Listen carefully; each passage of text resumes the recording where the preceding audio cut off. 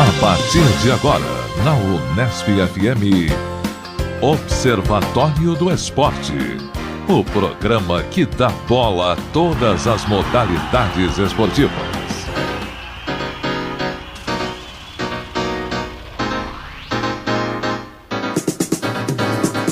Olá, ouvinte da Unesp FM. Hoje é sábado, 28 de setembro de 2013. Começa agora o Observatório do Esporte. Eu sou o Vinícius Martins. E eu, Paulo Beraldo. No Observatório de hoje, informação e análise dos acontecimentos esportivos da semana. Na reportagem desta edição, saiba como a psicologia explica a paixão por esportes radicais. Muitas quedas, lesões e até algumas mortes, mas poucos desistem dessas modalidades que testam os limites humanos. Para refletir sobre o tema, conversamos com o piloto de motocross Henrique Balestrin e com a esquiadora Chiara Marano. Além do professor de psicologia da Unesp, Afonso Antônio Machado. Aqui no Observatório, a informação vai além das quatro linhas. Hoje na mesa teremos a participação de Zeca Marques, Carlos Napolitano, Tuca Américo, Paulo Beraldo e eu, Vinícius Martins. Vamos aos destaques de cada integrante. Zeca, o que você trouxe pra gente hoje? Um abraço aos amigos do Observatório do Esporte. Vou falar sobre o Bom Senso Futebol Clube e a falta de Bom Senso Futebol Clube protagonizada pelo Felipe Melo na Turquia no último domingo. E você, Carlos Napolitano, que trouxe pra gente? Olá, amigos da mesa, olá, amigos ouvintes. Hoje vou comentar a respeito do uso alternativo das arenas da Copa do Mundo, uma proposta do José Roberto Toreiro e também do Tribunal de Justiça do Amazonas. E você, Tuca Américo? Saudações, amigos. Saudações ao meu amigo Zeca Marques, que hoje está realmente presente à gravação do programa, não está via Skype, então saudações ao meu amigo Zeca Marques.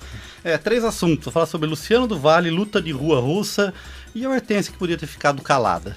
E você, Vinícius, o que preparou pra gente hoje? Vou falar sobre o bom começo do Neymar e do Paulinho na Europa e sobre o Campeonato Brasileiro de Futebol Feminino. E você, Paulo, quais são os seus destaques de hoje? Hoje eu vou trazer uma dica cultural pra gente sobre Fórmula 1, fazer as vias do nosso locutor original, Luiz Moraes. Vamos começar com o Zeca. Quais são os seus destaques de hoje, Zeca?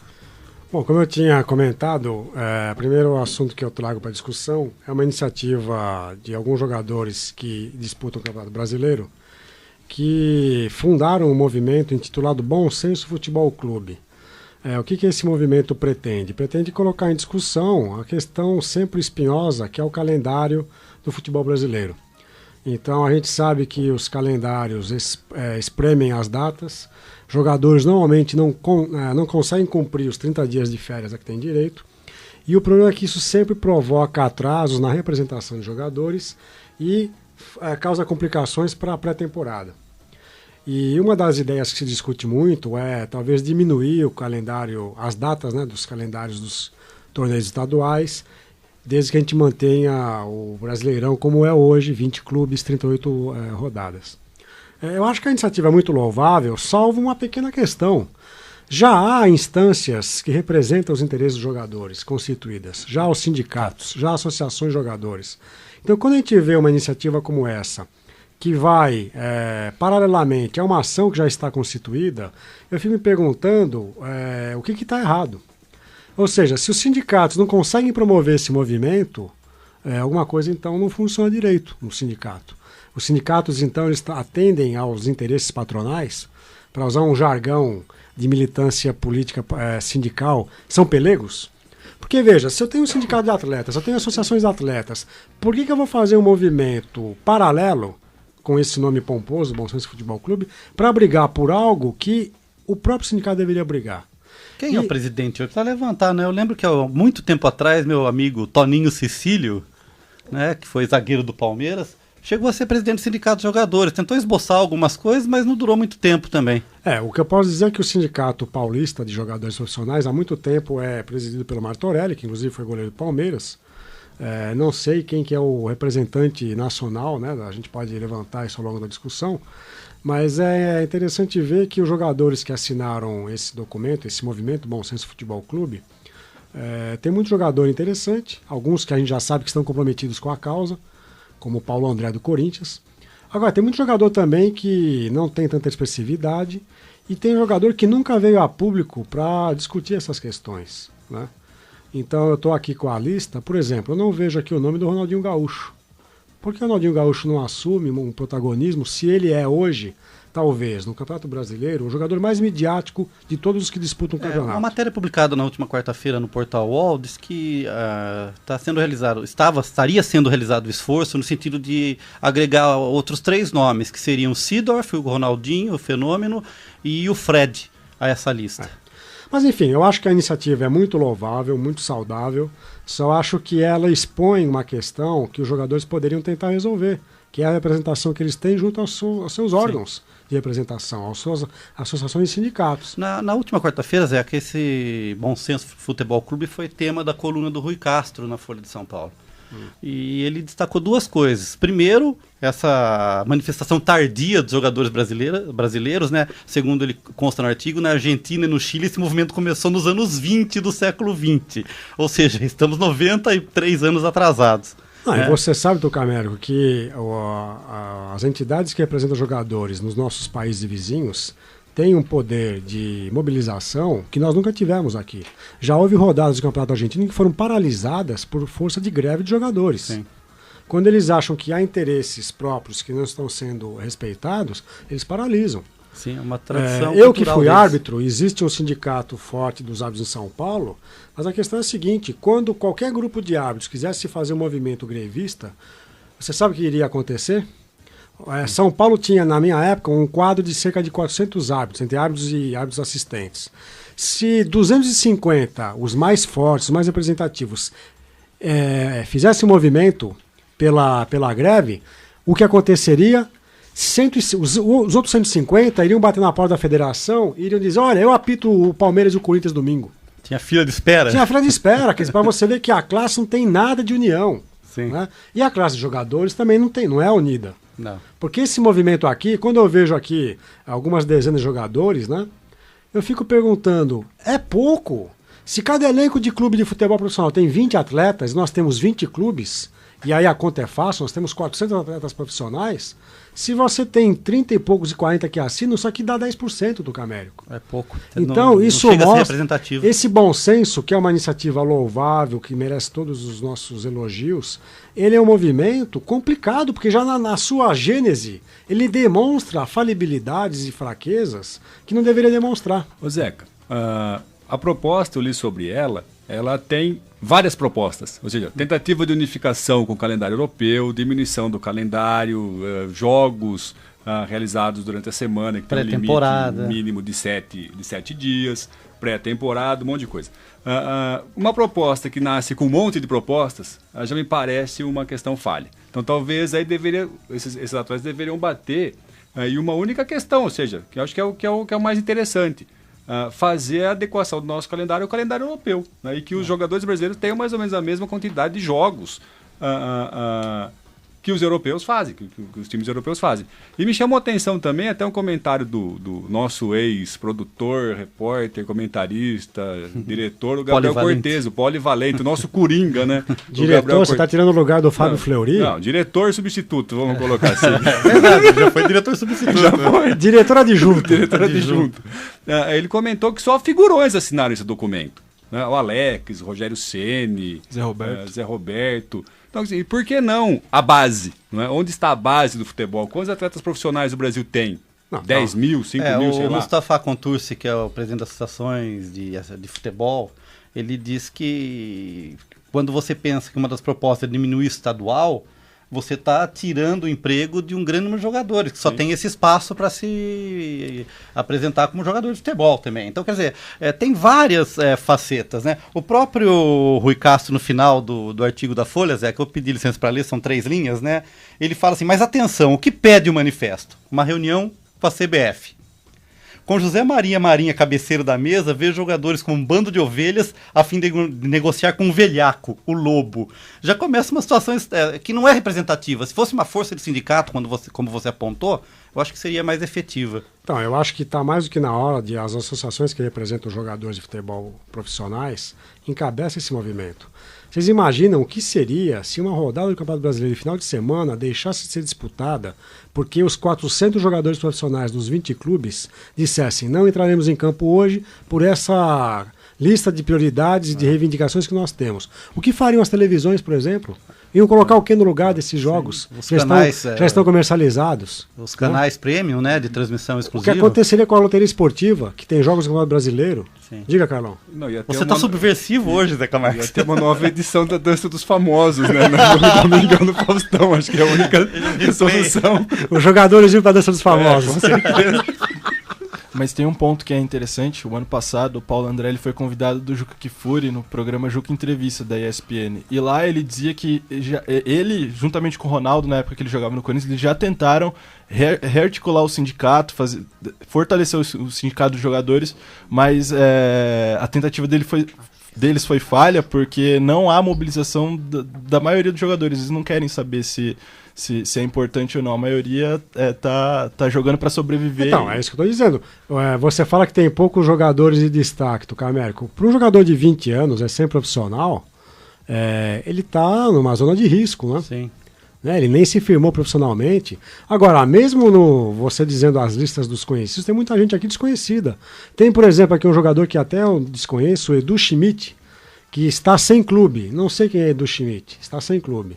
E o interessante é que tem até jogador de segunda divisão. Tem o Valdívia aqui, Carol Napolitano. Representando o glorioso Palmeiras ali.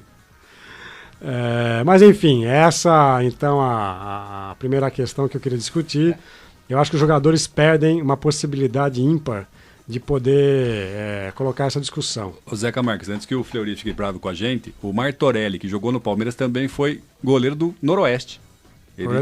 Foi goleiro do Noroeste e depois daqui ele assumiu a presidência do sindicato. O presidente do Sindicato de Jogadores Profissionais de Futebol é o Joaquim Evangelista. Ele que inclusive ficou muito bravo com essa ação, porque ele disse que a ação desconsiderou o sindicato que já existe. Agora, volto à questão de fundo. Quer dizer, se o sindicato não representa, como é que a gente resolve isso? Talvez pelo sindicato fosse o melhor. Mas eu acho que esse movimento, vejamos quais serão os próximos passos. Para fechar isso, seria um bom momento para o sindicato se manifestar. Lógico, exatamente. Exatamente. Agora, só para uma última pontuação aí. Eu não acho que o nosso calendário tenha que ser o calendário europeu. Porque nós temos questões de clima e de movimento da nossa vida econômica que são diferentes. Então imagina, Carlos Napolitano, a gente vai ter jogos no verão, em janeiro e fevereiro, então o carnaval vai ter jogo. Entendeu? O nosso calendário é como é porque nós temos um país eminentemente tropical, que fica entre os trópicos, entre o trópico de Câncer e de Capricórnio, que respeita um calendário de muito sol, de muita exposição, muito calor. Nós já temos um exemplo ruim, que é a Taça São Paulo de Futebol Júnior, que é um jogo, é um campeonato que ocorre debaixo de chuva o tempo todo.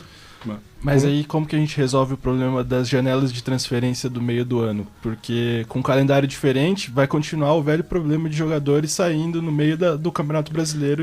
O que eu acho, Vinícius, é que a gente tem problemas de calendário que não tem só a ver com a época que começa e a época que termina. Tem muita competição paralela.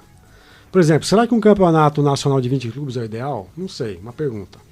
Podia ter jogado os de outra forma. Os estaduais, a forma de disputa do Paulista, será que ela é produtiva? 19 jogos na primeira fase, para depois classificarmos 8 clubes para a fase seguinte. Quer dizer, está inchado o Paulista.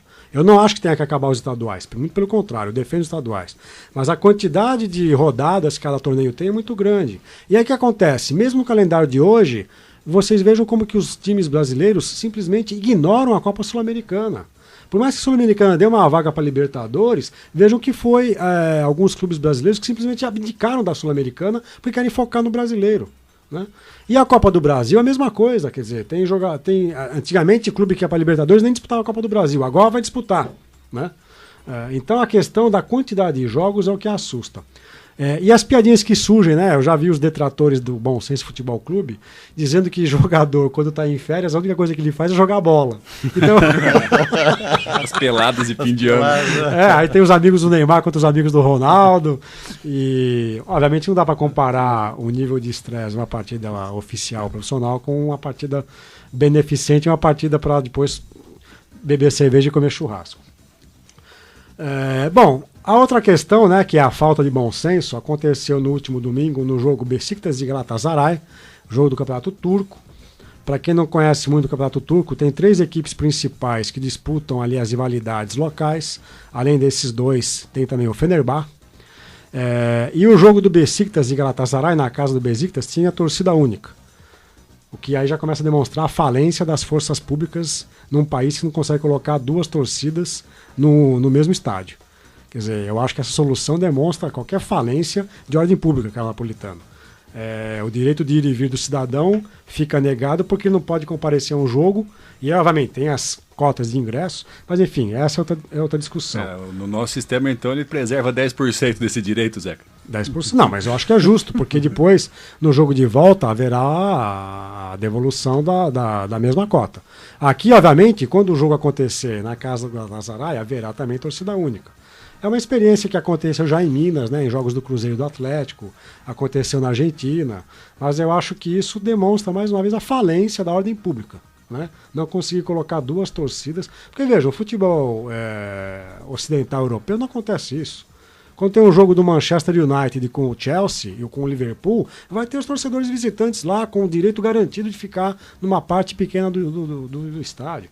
Mas a questão é a seguinte, o jogo já se arrastava para os acréscimos, estava 2-1 para o Galatasaray, time visitante, e por algo que eu não consegui decifrar, porque eu comecei a ver esse jogo ao vivo só no finalzinho, a torcida do Besiktas estava completamente ensandecida nas arquibancadas e começou a ameaçar invasão de campo. E muito tem sido atribuído ao fato de que foi o Felipe Melo que provocou a invasão por um ato completamente impensado que ele cometeu ao dar um carrinho violento contra um outro jogador, brasileiro inclusive. E esse carrinho na entrada da área, né, da área do Galatasaray, da defesa do Galatasaray, provocou a expulsão dele. Vejam, num cenário já completamente beligerante do comportamento da torcida, ele é expulso, aumenta a ira do torcedor e quando ele vai se dirigir para os seus vestiários, ele levanta a camisa do Galatasaray e aponta para os torcedores locais. Esse foi o estopim para que o jogo não terminasse. Então vejam, o Felipe Melo não motivou a tentativa de invasão dos torcedores que já estavam tentando invadir antes do lance.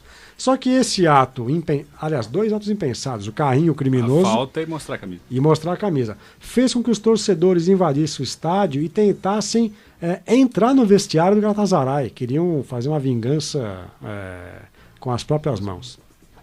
Então o Felipe Melo, que eu até considerava e considero um jogador bom, acho que é um jogador que tem muitas virtudes, ele demonstra, mais uma vez, né, já tinha demonstrado isso na Copa do Mundo 2010, demonstra uma falta de equilíbrio, uma falta de reflexão, de bom senso, que pode colocar a perder uma carreira dele que já é comprometida por esses atos completamente pouco reflexivos.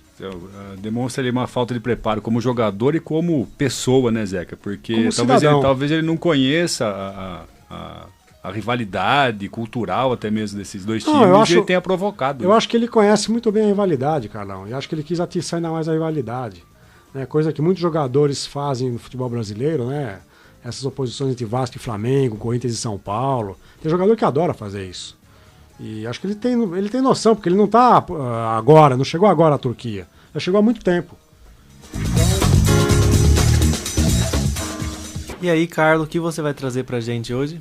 Eu vou comentar sobre 2 matérias que saíram na Folha de São Paulo na última semana. Uma no domingo, dia 22, a do José Roberto Toreiro, que, como de costume, um texto bem irônico, bem divertido, ele propõe algumas utilizações para algumas arenas que estão sendo construídas para a Copa de 2014. Então ele propõe, por exemplo, que a Arena de Natal do Campeonato Potiguar, que vai receber jogos do Campeonato Potiguar, que ela se transforme numa arena para a prática de bug, né?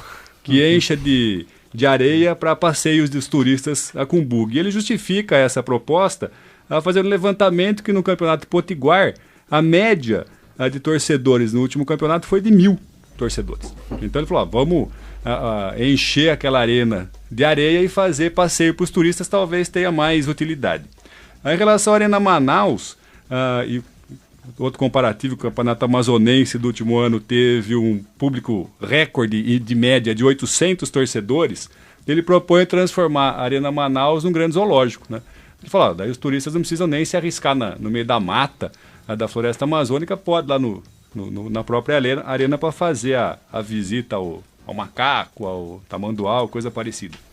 para a Arena Pantanal ele propõe a transformação num grande piscinão, né? E o campeonato local lá em Mato Grosso teve o público de 600 torcedores no último campeonato. Em média. Em média. Para o Mané Garrincha, que o Brasiliense teve uma média de público de 1.100 em 2013, 1.100 torcedores, ele propõe transformar num grande presídio para políticos corruptos, né? O único problema ali é que vai faltar vaga, né? Porque 72 mil lugares seriam poucas vagas para prender os políticos corruptos. Lógico que isso aqui foi uma brincadeira, foi um exercício do toureiro nesse sentido, mas isso repercutiu e de forma séria, né? O Tribunal de Justiça do Amazonas propõe usar a Arena Amazonas, que teve o custo de 605 milhões e vai receber apenas 4 partidas na Copa do Mundo, que ele seja usado como um centro de triagem para os presos provisórios lá em Manaus, né? Então seria mais ou menos a colocação dos presos para 1 ou 2 dias até ser feita a triagem e o encaminhamento desses presidiários ou desses criminosos para casas de detenções e presídios. E aí já vem as críticas, né? Ou seja, não tem estrutura, é um lugar aberto, não vai ter segurança alguma. Mas aí é uma ala do poder público, né?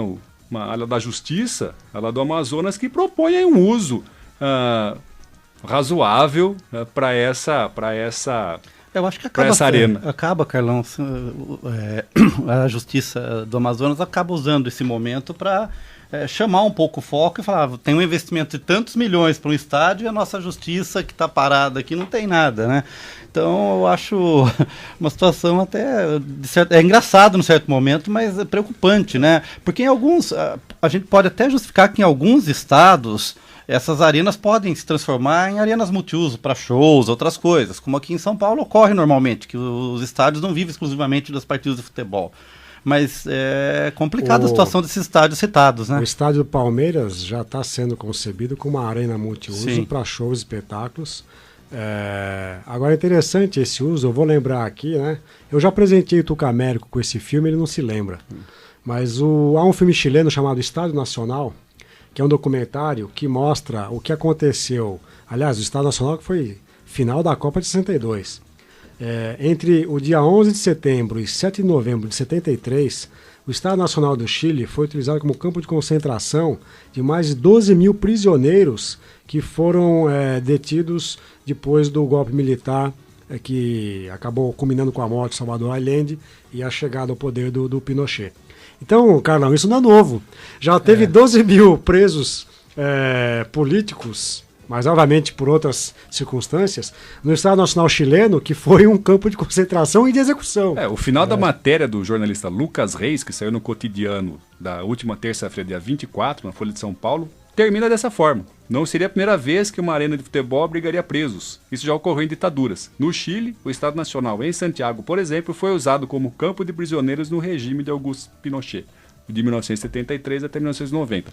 De fato, quando Mas eu a li matéria não cita que há um documentário sobre isso. Não cita. Quando eu li a reportagem, eu achei o comparativo um pouco forçado, viu, Zeca? Eu acho que não, é outro contexto. Aqui, outro contexto, mas o uso praticamente está sendo o mesmo, né? Mas sei lá, talvez o que o Tuca tenha colocado é interessante e a reportagem até traz isso, né? Um centro de triagem de presídios hoje lá em Manaus, ele tem uma capacidade para 300 presos e ele tem a ocupação de 1.100 detidos, não é? Para isso não precisaria de uma arena, bastaria um ginásio de esportes. Mas talvez seria uma forma de utilizar. Parece que tem um sambódromo ao lado também que foi construído com salas, então poderia ser usado uma arena multiuso também para fazer uma triagem, sem problema algum. Já que é multiuso, né?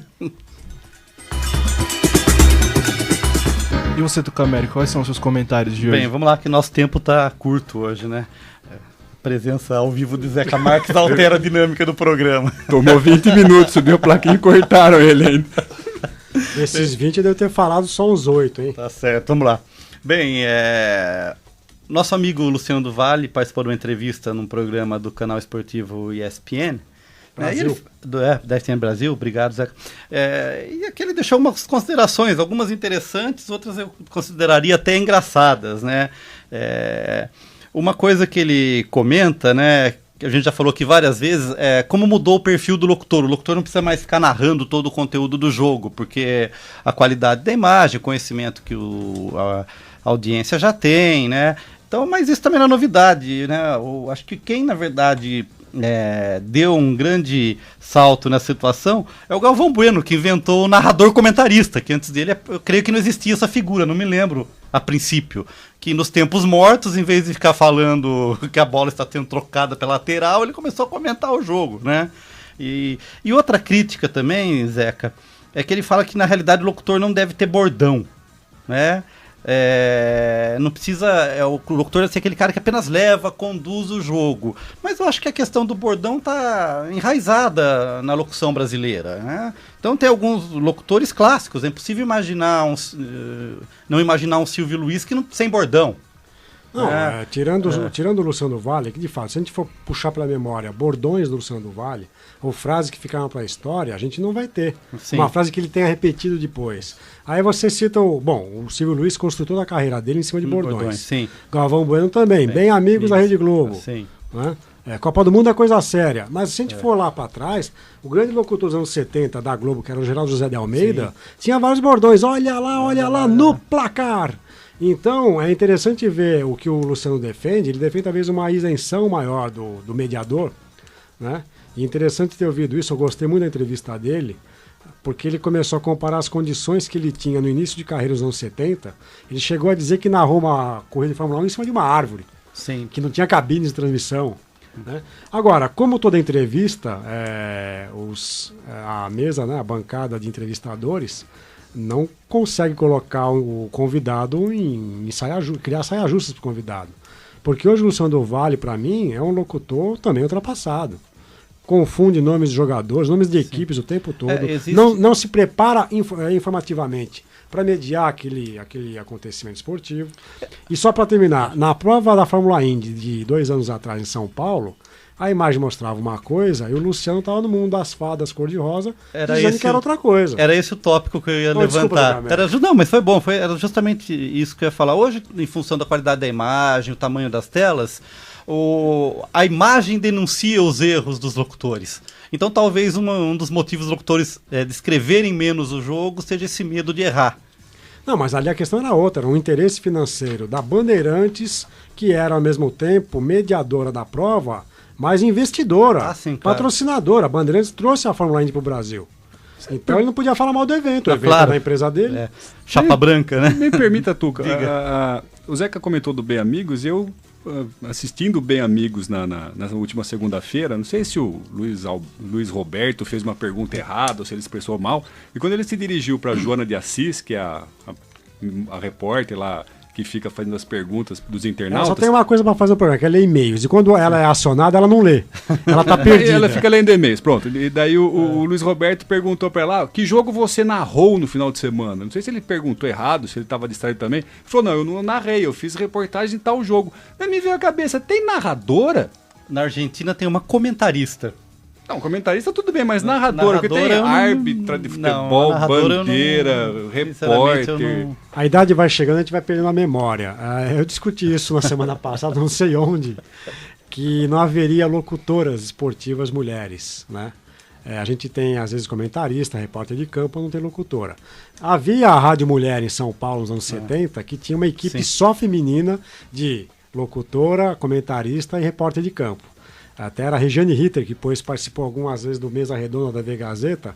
A Regiane Ritter conta, por exemplo, o que era a repórter feminina entrar no vestiário do time, depois do jogo, para entrevistar o jogador. E aí, obviamente, todas as imagens caricatas que a gente pode imaginar. Quando ela foi entrevistar o Serginho Chulapa nu. Mas, de fato, essa é uma questão interessante, Carlos. Por que mulheres não fazem locução? Mas não é um problema no Brasil, quer dizer, na Europa eu nunca vi uma mulher fazer locução, de esporte nenhum.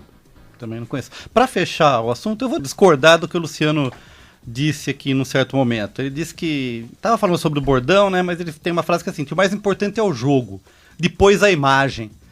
Numa transmissão esportiva via televisão, eu acho que os dois são importantes, né, porque é uma transmissão audiovisual. Então acho que aí ele cometeu um pequeno deslize. Então fica aqui minha Um vaia. não pode ficar separado do outro, né? O audiovisual, um não existe sem o outro, né? E o jogo, lógico que é importante. Só existe a transmissão porque existe o jogo. Veja como que essas entrevistas esbarram sempre naquele limite, né? Eu vou colocar o convidado em saia justa ou não. Não houve uma pergunta mais incisiva para perguntar para o Luciano como é que ele se sente narrando um jogo ao lado de um comentarista como o Neto ou como o Denilson. Sim. Isso que ele já teve episódios de criticar abertamente Exatamente. o Neto no passado e ninguém pergunta sobre a relação dos dois. E hoje parece que eles são amigos de longa data e a convivência foi muito conturbada no início. Sim. E também nas últimas entrevistas mais pesadas também a repercussão foi muito grande, né? Que acaba depondo contra o programa. Acho que talvez isso pese um pouco. Bem, meu segundo tema é um tema... Vou contextualizar primeiro. Existe na Rússia um tipo de luta de rua que chama Strelka. Strelka quer dizer pequena flecha, seta. Né? Que tem regras menos rígidas que o MMA, né? As lutas são realizadas a céu aberto, um ringue de areia e só um juiz. E não tem limite de tempo. Ou seja, é briga mesmo. É um vale tudo. É um vale tudo no melhor sentido da palavra. E não há possibilidade de decisão por pontos. É até alguém desistir. A luta só é interrompida se um dos lutadores desiste ou se o juiz, o árbitro, intervém. Não tem uma interrupção para beber um copinho de vodka? Não. Nem para limpar o sangue tem. Né? Tá? Então esse tipo de combate está sendo muito popular na Rússia. Né? Tem aí um idealizador do circuito de lutas de rua que chama Greg Apinian, ele tem 29 anos. Né? Mas o que acontece? Tem outra situação interessante. Esse tipo de confronto envolve atletas amadores e profissionais. Basta você chegar, se inscrever, assinar um contrato lá que se responsabiliza pela conta do hospital depois e pode sair lutando. E está sendo um sucesso enorme isso, né? É lógico, tem lá uma equipe médica, tem ambulância, tem uma certa segurança. Mas por que Tuca está trazendo esse tema ao programa? Né? Bem, é o seguinte, por quê? Faça a grande pergunta. Porque o tal do Greg vai trazer dia 23 de novembro agora para o Brasil esse tipo de circuito. E a chance disso dar certo por aqui, né, é muito grande. Porque, na verdade, isso já existe. A gente já discutiu aqui em algumas situações os circuitos de periferia de MMA, onde não existe segurança nenhuma, as lutas são realizadas em ginásio sem segurança, sem ambulância, sem médico, sem critério. Né? Então eu acho que isso é um pouco perigoso e eu fico meio receoso em acreditar que seja um esporte, uma vez que no conceito de esporte existem até poucas regras definidas, né, meu amigo Zeca Marques? Então fica aqui a minha vaia esse tipo de enfrentamento, que é uma briga de rua, eu não considero isso um esporte. A premiação pelo menos é boa? Não, a premiação é mínima. Tem na matéria, tem uma premiação, parece que era 400, equivalente a R$400 a caixa da primeira luta. Então só que isso está sendo... não vai participar. Mas o sucesso é enorme. Várias lutas tiveram mais de 10 milhões de visualização no YouTube. Bem, fechando então, vou dar uma vaia rapidamente aqui para a Hortência, que em função ainda do fiasco da seleção brasileira de basquete masculino na Copa América, né, a Hortência... tem uma frase, vou dizer que é o final, que eu não concordo com ela, né? Quem ficou fora da seleção brasileira que participou da Copa América? Anderson Varijão, Thiago Splitter, Nenê, Leandrinho, Vitor Faverani, Lucas Bebê e Marquinhos. Então são 1, 2, 3, 4, 5, 6, 7 atletas importantes que ficaram fora. E a Hortência vem e fala assim: eu respeito a opinião das pessoas, mas nós não podemos depender só dos jogadores que estão na NBA. O mínimo que o Brasil tem que fazer é se classificar para o Mundial sem eles. Eu acho que é um absurdo você negar um campeonato da importância da NBA, né? A experiência que um jogador joga na NBA traz para melhorar o basquete brasileiro. Eu acho que é o campeonato mais disputado, mais forte do mundo. Então eu não concordo com ela. É a mesma Mas coisa o problema aí é o inverso, Tuca. Qual Os seria? jogadores da NBA que não querem participar Não, tudo bem, da mas seleção brasileira. concordo com você, isso está claro. Mas ela diz que a gente não precisa depender de jogadores que jogam na NBA. Eu acho difícil no cenário do basquete brasileiro hoje, ou de vários outros esportes, né, para trabalhar em alto nível e não depender. O esporte está globalizado, você depende de atletas que jogam em outros países. É impossível. Mesmo o futebol brasileiro, que é um celeiro de atletas, a gente depende de jogadores que estão jogando fora. Né? Dependemos do Barcelona, do Real. Mas é verdade. Então acho que a Hortência perdeu a chance de ficar calada. Eu acho que por enquanto são 7 jogadores, é mais de metade da seleção brasileira. Falando de jogadores de futebol fora do país, agora o Vinícius vai falar um pouquinho sobre isso, sua vai, seu aplauso. Sim, começando pelo meu aplauso, mandar um aplauso pro Neymar e pro Paulinho, os dois melhores jogadores da campanha do título da Copa das Confederações, que essa semana fizeram gol, se destacaram e comprovaram um ótimo início nos gramados europeus, né? O Paulinho, terça-feira, marcou o segundo gol dele com a camisa do Tottenham contra o Aston Villa, na goleada por 4-0, e o Neymar marcou o primeiro gol dele no Campeonato Espanhol e chegou à 5ª assistência jogando pelo Barcelona. Para quem é até um recado para quem dizia que ele não sabia driblar zagueiros europeus, né? O menino finalmente está começando a andar e é o que a gente espera daqui para frente, né? Para mim os dois estão garantidos já na Copa do Mundo do ano que vem. E fica a torcida para que o bom futebol também venha na Copa do Mundo de 2014. Pelo jeito tem uma vaga aberta aí, né? A vaga do Júlio César, antes garantida, depois de ter se machucado. Já vira uma incógnita, ele pode se recuperar plenamente ou não. E minha vaia é sobre o Campeonato Brasileiro de Futebol Feminino, que voltou esse ano, depois de 6 anos sem funcionamento. Esse ano a Caixa Econômica Federal investiu um valor de 10 milhões de reais para ressuscitar a competição, mas mesmo com todo esse valor, na primeira rodada o torneio já apresenta problemas, né, como calote ao pagamento de árbitros, incidência de água suja nos jogos. Em um dos jogos, no jogo entre São Francisco da Bahia e o Misto do Mato Grosso, teve falta de água potável no jogo, não tinha médicos nas comissões técnicas. E fica aí a pergunta, para que investir 10 milhões de reais num campeonato sem ter nenhum tipo de planejamento junto às federações, à CBF, a mais parceiros, porque o Brasil é um país de dimensão enorme e é necessário realmente muitos parceiros para que um campeonato dessa magnitude funcione. E aí eu queria saber a opinião dos amigos da mesa, como vocês enxergam, né, essa falta de estruturação que é vigente no futebol feminino hoje. Olha, eu acho que esse campeonato só acontece porque a Caixa quer visibilidade para o meio do futebol. A Caixa não está nem um pouco interessada em fomentar o futebol feminino no país. E aí cria-se uma situação paradoxal como essa. Quer dizer, a Caixa promove um evento, financia e expõe ao mesmo tempo essa precariedade que é a prática do futebol. Veja, isso acontece no futebol feminino. Vai pegar a Série D brasileira, não está muito longe dessa situação, viu, Vinícius? Ô Zeca, talvez um dado comparativo seria levantar quanto que o Santos investiu no time feminino quando a Marta jogou, né? Criou lá Sereias da Vila.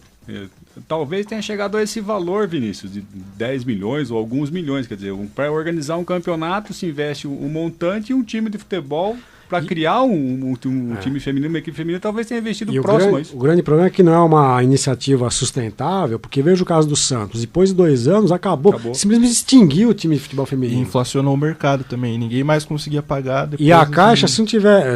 acho que são 2 anos, né, esse projeto. Sim. O que ela vai fazer daqui a 2 anos? Vai acabar com o patrocínio? Quer dizer, então o campeonato morre.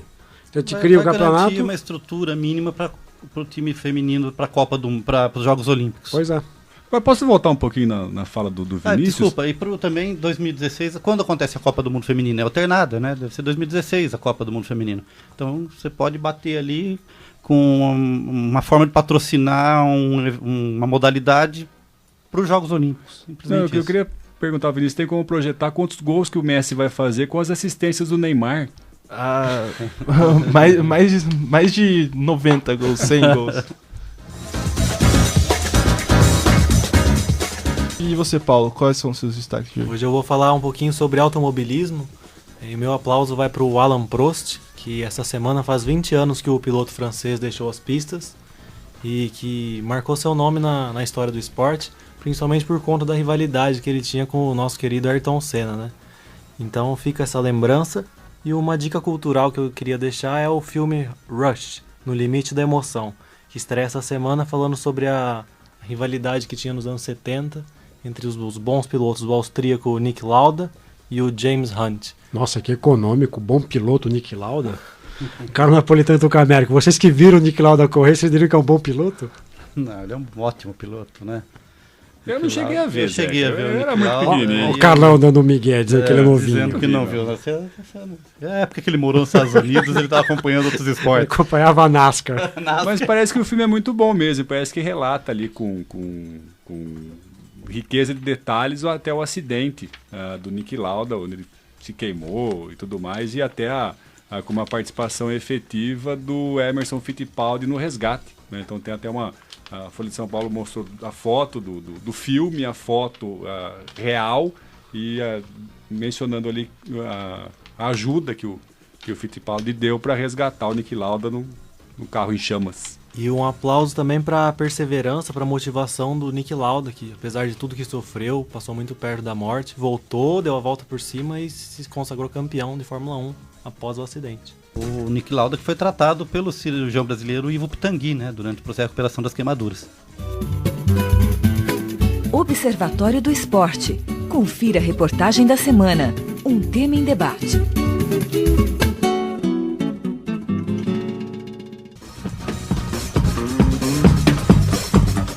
Agora, no Observatório do Esporte, vamos falar sobre esportes radicais. Eles também são conhecidos como esportes de aventura, pelo fato de serem modalidades praticadas em condições extremas e com grande risco físico. Alguns exemplos desse tipo de prática são o surf, a escalada, o paraquedismo, o esqui e o rafting. Para que a prática dessas modalidades seja bem sucedida, é necessário uma grande preparação física e mental, além de equipamentos adequados e muito treino. Mas o que explica a obsessão que algumas pessoas sentem por práticas esportivas com grande risco de acidentes? Conversamos com o piloto de motocross freestyle Henrique Balestrin, mais conhecido como Zóio. Ele virou manchete nos principais noticiários esportivos do país após sofrer um grave acidente quando se aquecia para a Copa do Brasil de motocross, em janeiro desse ano. Zóio sofreu traumatismo craniano, fraturas na coluna cervical e uma contusão no pulmão, e ficou cerca de 1 mês internado, sendo 4 dias em coma profundo. Mas ele não desistiu e afirma que a paixão o fez continuar no esporte. Pela adrenalina, pelo público que já me conhece, pela a galera toda, né? Ainda mais eu sou mais apaixonado pelo esporte, eu decidi ficar mesmo. Eu tô soltando já, tem uns 3 meses já que eu tô andando de moto de novo. Estou com fôlego ainda bastante na andando de moto. Sobre o primeiro salto em uma competição oficial após o acidente, Henrique acredita em uma evolução própria, tanto na parte técnica quanto na parte mental. Eu só sinto que vai ser mais seguro, entendeu? Eu vou estar com mais, não cabeça, mais esperto, mais as coisas antes de acontecer o que aconteceu comigo, né? Vou estar mais, um pouco treinado, né, como se diz. Um pouco mais evoluído ainda. Porque, sei lá, quando eu caio, eu sinto mais vontade de fazer mais ainda e fazer de novo. Apenas há pouco mais de 3 meses, Zóio voltou a treinar e já se prepara para voltar às pistas. Quem também conversou com a nossa equipe foi a praticante de esqui alpino, Chiara Marano. A atleta de 20 anos, nascida na Itália e com cidadania brasileira, já tem o índice para participar dos Jogos de Inverno na Rússia. Ela explica o que sente antes, durante e depois de uma competição em sua modalidade. Antes tem bastante adrenalina e tem que tentar transformar em energia, em força, em coragem, em vez de medo ou algo que freia. E na chegada, depende. Se foi bem, é uma sensação incrível. Você sente que você deu tudo, então é uma sensação linda. Mas também, durante a descida, você não sente cansaço nem nada. Você sente tudo quando você chega mesmo.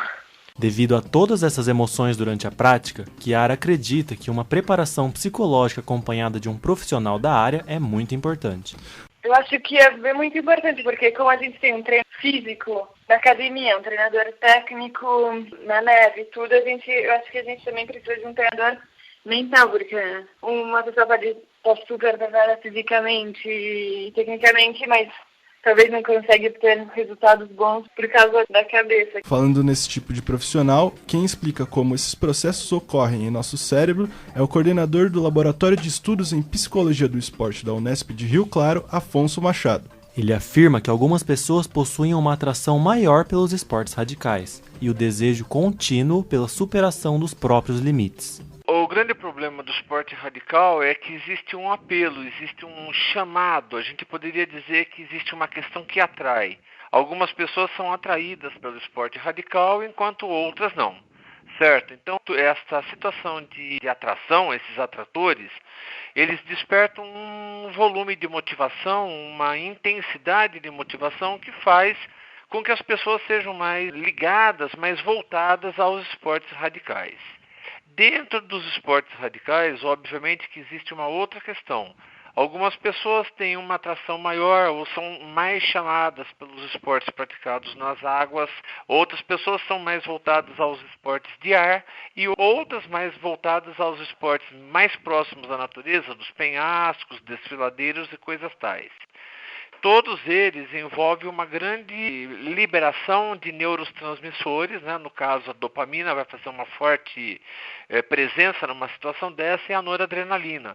Então, em qualquer uma das três possibilidades que eu apresentei, existe aí um dispêndio, um volume muito grande desses neurotransmissores que, do ponto de vista fisiológico, excitam os praticantes à manutenção ou à prática continuada desse tipo de modalidade. Mas afinal, o que são a dopamina e a noradrenalina? Como elas se manifestam em nosso corpo? Segundo o professor, são neurotransmissores que agem em nosso corpo em um momento de tensão, causando diversos sintomas. Esses neurotransmissores são elementos que o nosso organismo produz por glândulas, e diante dessa produção e dessa liberação no organismo, nós temos um aumento do batimento cardíaco, aumento da sudorese, ou a secura na boca, o movimento respiratório um pouco mais ofegante. Então, essas transformações fisiológicas são pré-determinadas por esses neurotransmissores. Então, todos temos, alguns de nós usamos com uma intensidade maior, outros com uma intensidade menor, de acordo com o tipo de atividade que nós fazemos. Então, por exemplo, se eu vou atravessar a rua e vem vindo um ônibus na minha direção e eu percebo que o ônibus vai me pegar no meu trajeto, meu coração vai disparar, minha boca vai secar, eu vou ter tremor. E isso são lançamentos desses neurotransmissores na minha corrente sanguínea. Afonso explica ainda por que algumas pessoas se atraem mais por esse tipo de aventura do que outras, e que há uma dificuldade em conhecer o seu próprio limite. A partir dessa pequena diferença que muitos atletas se envolvem em acidentes, alguns até fatais. Atualmente existem algumas linhas da psicologia que estudam essas predisposições a atividades de risco, certo? Então, algumas pessoas são mais voltadas à atividade de risco porque isso é um traço personal dela. Então, ela sente necessidade, ela sente inquietude até que ela realize esta, eu diria, aventura. Até que ela passe por esse risco, certo? Existe um problema muito sério, que é aquele problema do atleta que não consegue distinguir que o risco pode causar morte. Então ele continua se aventurando até o extremo, ele ultrapassa o seu próprio limite. E aí você tem que saber qual é o teu limite, até onde seu corpo pode te levar. Por último, Afonso ainda destaca que é importante que os novos esportes radicais sejam olhados de perto, para que haja uma regulamentação e controle, a fim de garantir a segurança, como no Le Parkour, muito praticado atualmente. O Le Parkour, no caso, é um esporte de risco também, não é? E aparentemente ele é praticado em grandes cidades. Em Rio Claro nós vemos isso nas praças, nas ruas. Acredito que em Bauru também vocês tenham jovens que pratiquem o Le Parkour, e ele é um esporte de risco. E como tal, ele merece uma atenção, merece uma proteção, merece uma preparação para a sua prática. O ideal, a consideração que eu faço é que toda atividade de risco, esportiva ou não, merece um melhor olhar, um controle de decisão bastante bem acurado para que você não coloque a sua vida em risco. O esporte é de risco, a sua vida não. Além do Le Parkour, outro esporte que vem causando polêmica é o Swing Switch, que consiste em um salto em grande altitude realizado com uma roupa especial com asas. Somente no último mês de agosto, 6 mortes foram registradas e autoridades no assunto se mostram preocupadas com a falta de regulamentação e controle do esporte. Agradecemos a participação dos entrevistados Henrique Balestrini, Afonso Machado e Chiara Marano. Então, amigos da mesa, o que vocês acham de esportes radicais? Já praticaram? Eu pratiquei o surf no começo do ano, né? Meus filhos quiseram fazer uma aula de surf, eu fui na onda. E eu fiquei em dúvida. Teve que usar um longboard. Usei, com certeza, foi ali que eu aprendi. Eu fiquei em dúvida se o surf é um esporte radical, né? Talvez... Depende do tamanho da onda, cara. Não, talvez o tamanho da onda e o local. Fazer em Recife, né? Praticar o surf em Recife, com certeza, Uaimé. Radicalíssimo. Se você for uma onda de 5 metros no Havaí é um esporte radical. Mas na praia, numa onda... Você foi fazer surf aqui na represa do Tietê, aí não é radical. Eu estava no Guarujá, na Praia Grande, Zeca Marques. E não vi assim... Praia Grande ou Guarujá? Na Praia Grande, no na Guarujá. Enseada. Praia Grande, Enseada no Guarujá, desculpa. E assim, não vi risco nenhum, não houve nenhum problema. Mas vocês tiveram há cerca de um mês aqui o Rafael Fortes, que fez uma pesquisa de doutorado sobre o surf. E ele já, em conversas comigo, já disse que o surf é uma prática extremamente violenta. O nível de lesões que existe entre os praticantes de surf é algo que a mídia nunca revela. Por quê? Porque o surf quer sempre cultivar a ideia de que é uma prática muito aliada às coisas da natureza.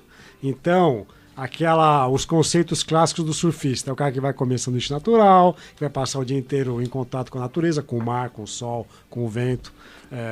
Mas é uma prática muito perigosa e de muitas lesões. Mas me chamou a atenção aqui, que o conceito do esporte, de aventura, esporte radical, é em condições extremas e com grande risco físico. Né? Eu, quando pratiquei o surf lá na praia da Enseada, no Guarujá, não era condição extrema, era uma marolinha, uma onda de acho que 30, 40 centímetros, e o risco físico eu não encontrei. Assim, é de grande esforço físico.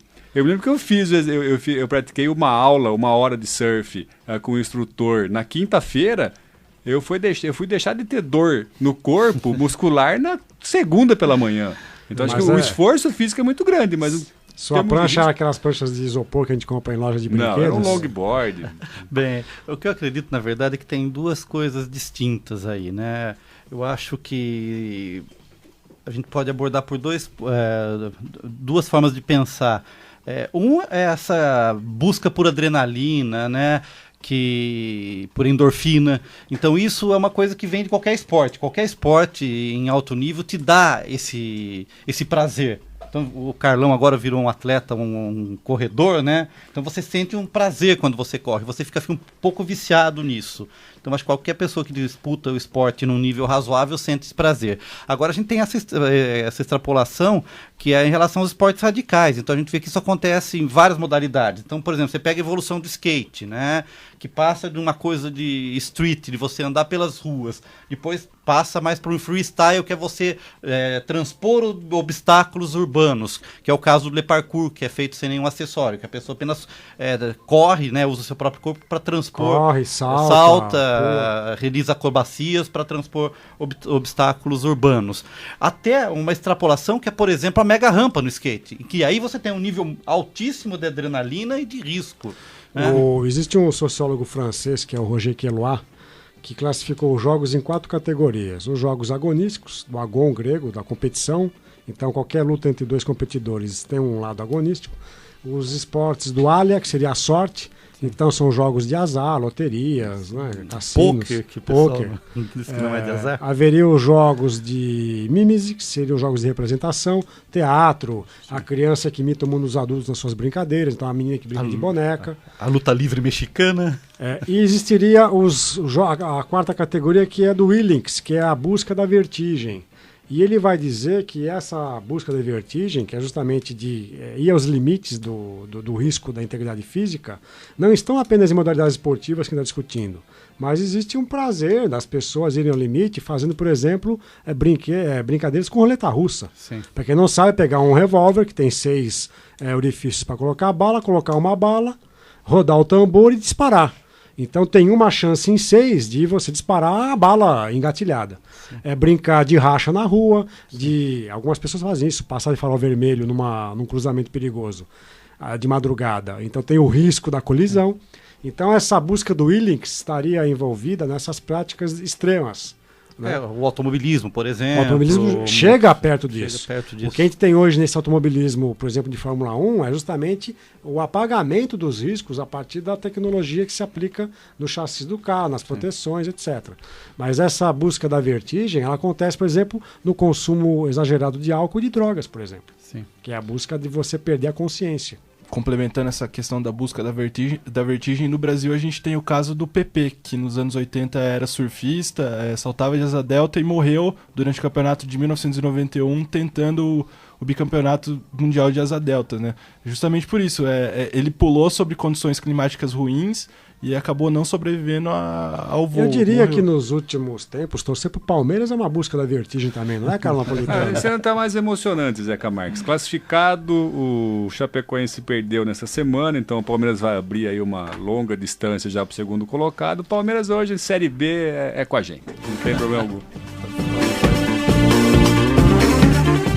Você, ouvinte do programa que acessa as redes sociais, curta a nossa página no Facebook. O endereço é www.facebook.com/Observatório do Esporte.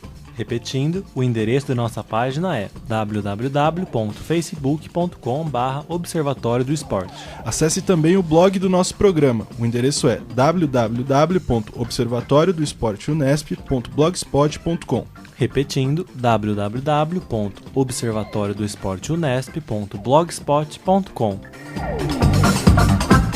O Observatório do Esporte chega ao fim. Locução de Paulo Beraldo e Vinícius Martins. Comentários de Tuca Américo, Carlos Napolitano e Zeca Marques. Equipe de reportagem, Fernando Martins, Marina Goulart e Vinícius Martins. Equipe de produção, Caio Michel e Mariana Teodoro. Direção de Fábio Fleury. Produção técnica de Silvestre Oliveira. O Observatório do Esporte é um projeto de extensão universitária financiado pela PROEX, a Pró-Reitoria de Extensão da Unesp. O observatório é coordenado pelos professores doutores Marcos Américo, José Carlos Marques e Carlos Napolitano. Até a próxima semana. Até lá, Observatório do Esporte. Informação além das 4 linhas. A Unesp FM apresentou Observatório do Esporte, o programa que dá bola a todas as modalidades esportivas.